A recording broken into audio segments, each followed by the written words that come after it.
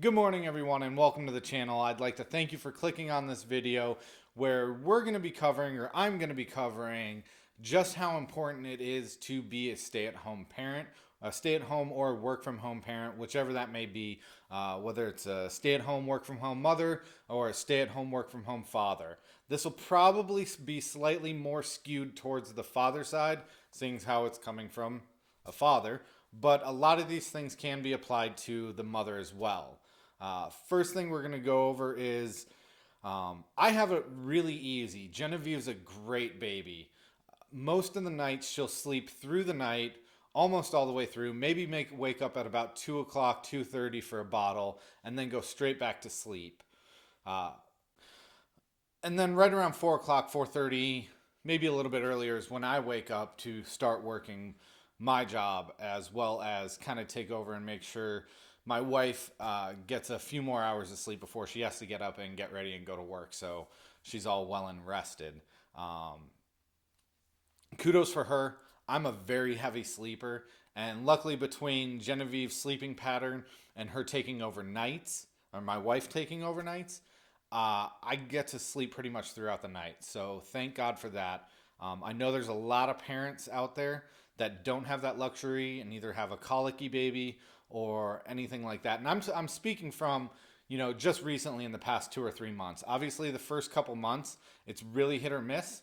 Most of the time, they're not going to sleep through the night. So you guys are going to either have to work out a, mom night, mom night, dad night, to where you're taking the lead or going shifts, whatever that may be, to try and figure out your best life balance with the new baby. Um, but anyways, getting back to this, what kind of brought this situation up, or this story up, and the reason why I'm making this channel, or making this video on this channel, is I got really deep into work today, and it might only been 20 or 30 seconds, um, to where I didn't hear anything from Genevieve. Usually there's something. Maybe she's sleeping. It's fine. I'll check on her. But I knew she probably wasn't sleeping, or she just had gone to sleep, something like that. But I kind of have, and I'll put the meme in right now. I'll kind of have this moment where I'm like, oh, what's going on? So I jump up out of my chair, and she's usually not more than 10 feet away from me in my office, laying in her little crib or in her jumper, or watching the 49-inch TV that I have mounted to the wall in the office. Um, but I turn around, and my heart was instantly went to 190 beats per minute, because she was slouched over in her bouncer, and she was motionless, and it was just such a scary moment for me, turning around and seeing that. And it was only for a brief second or two, but luckily she had just fallen asleep and there was nothing majorly wrong. And that was a really bad part on mine, to let that happen. Normally she's up and bouncing and going at it, but she had just fallen asleep. But when I turned around and I saw what I thought, and kind of the circumstances of me going, hey, I haven't, maybe preemptively putting myself into that mind frame of, hey, I haven't, heard her in a few minutes or 20, 30 seconds make any noises, instantly thought the worst.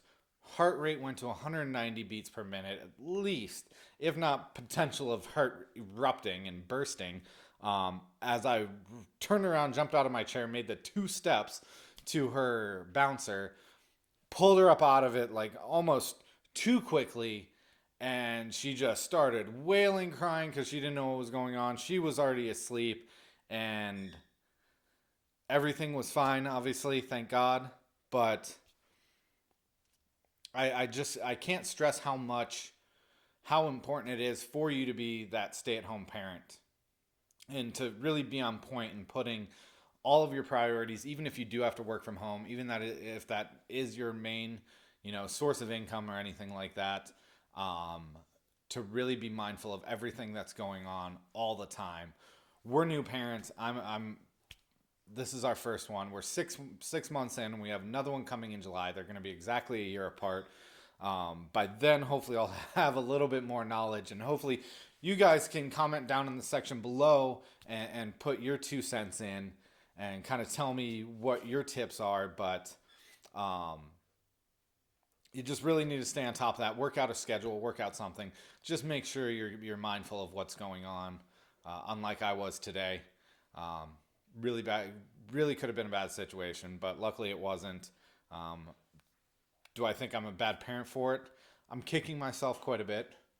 It was an extremely scary moment that I never want to go through again. My head's going to be on even more of a swivel than it ever was before, but it is very important on that aspect. Another thing is working out your flow with your child as far as you go throughout the day. They're going to need tummy time when they're in the beginning to build up neck muscles. Toy time to work on their hand-eye coordination, their motor skills, things like that, and fitting that into your schedule and setting a time. I'm very, very, very meticulous with how I plan things out and how I plan my day out. So I have a plan set out, and I know, I get up at 3 or 4. I can work for a couple hours. She's still going to be asleep. I might be able to push that till about 8 or 9 o'clock. Then we do a half an hour of tummy time. So making sure she's getting those neck muscles built up properly. Then I go back to work. It's bottle time. I sit back down on the computer. I do some work. I get up. Then I take her out for a walk to go and get some fresh air, go and see some things. So it's really a balance of your life and her life, or their life, your child's life. And you got to remember that it's a newborn child. They're experiencing everything for the first time. So the more that you can let them experience outside of their room, their crib, their bouncer, their wherever you may put them, their boppy, is just ultimately going to help them develop more quickly than other children maybe. A real big thing of that is reading to them, talking to them. I don't use a lot of goo goo gaga things like that. I speak to them like an adult almost, or like somebody that can understand at minimum. Hi, Genevieve. I'll tell her about what's going on. When I'm looking at something online for work or anything like that, I'll read through it. I'll talk to her like she's my wife or somebody, just so she hears those words over and over and over again and starts developing them. I think that's one of the main reasons that she started saying her first words at 4.5, 5 months, is because we're so communicative to him, or to her. God, I got a raspy throat. Another thing is making sure that that toy time and everything like that, and their nap times, you work them out as much as you can to fit your schedule as closely as possible when that's possible. That's not normally the situation, but yeah, you got to try and work on that, because now shifting, at least for me, shifting from, just working from home to being a work from home, almost stay at home father, you're here for the most part. This is it.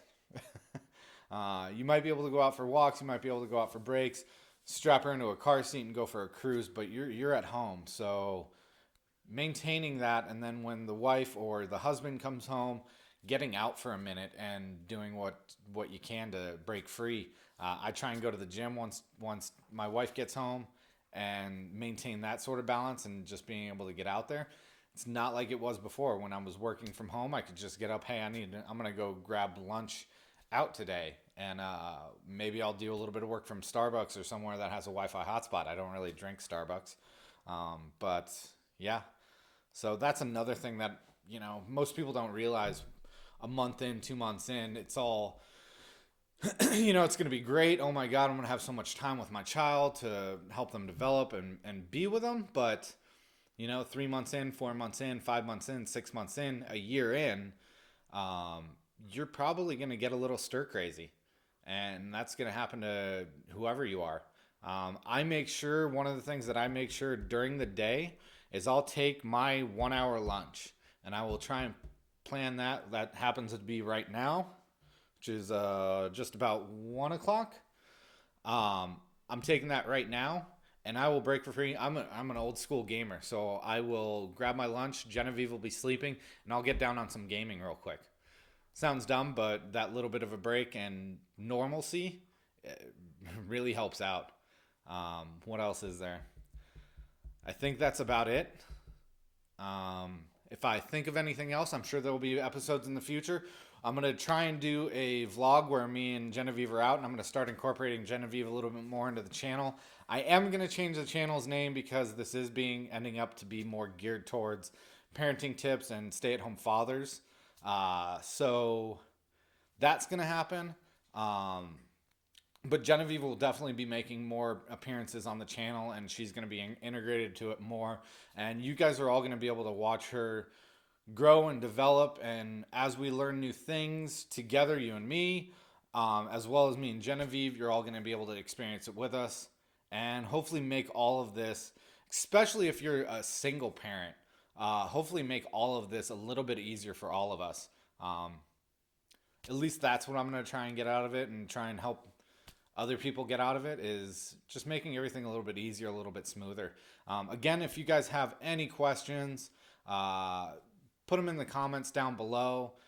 If you'd like to add anything to it, I know I'm just starting out on these videos and I'm probably a little choppy in a lot of this. Actually, all of this is just off the top of my head. I have nothing pre-scripted or written down.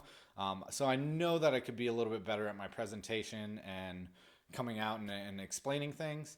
But if you've got any comments, you've got anything that you want to put down in the bottom, anything to add to it, a subject that you'd like me to cover, put it down there. Hit the like button, subscribe, turn on notifications, all that fun stuff. And we will see you again next time, guys. Thanks.